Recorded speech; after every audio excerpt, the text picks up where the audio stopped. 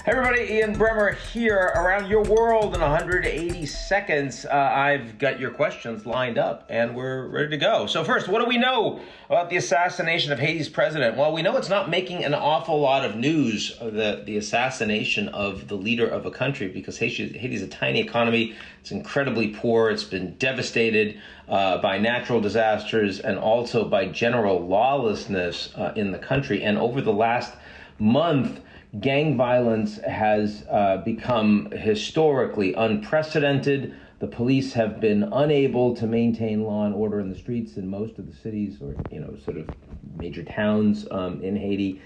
You've had thousands of Haitians displaced. You've had dozens of civilians killed. And then overnight, a gang entered and the personal residence of the president. Again, police and presidential guard unable to stop them. And he's dead, and his wife, the first lady's in hospital. It's a pretty staggering situation, and obviously some international support, some peacekeepers could be useful on the ground. Aid by itself is not going to do it right now. What's the deal with U.S. troops leaving Bagram Airbase in the middle of the night? This is the most important military airfield in Afghanistan. The U.S. has been using it for staging operations over the last 20 years.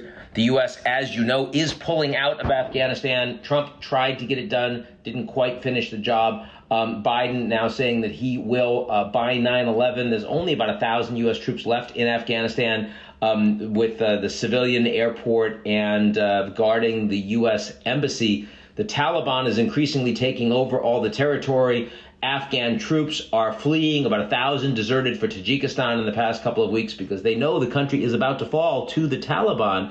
And as the United States left Bagram in the middle of the evening, they apparently shut off the electricity, apparently didn't tell the Afghan national commander that they were leaving. There was no handover, and so as a consequence, the place got thoroughly looted that night. That is an apocryphal story for what is about to come to the entire country as the Americans leave. Whether or not that means the U.S. leaving now is the right thing is a very different story. I generally am sympathetic to getting the Americans out after 20 years, but we're clearly not handling this the way we should be, either with our allies or with the Afghans. Finally, is this latest COVID-19 vaccine corruption scandal going to be the one that sinks Brazil's Bolsonaro?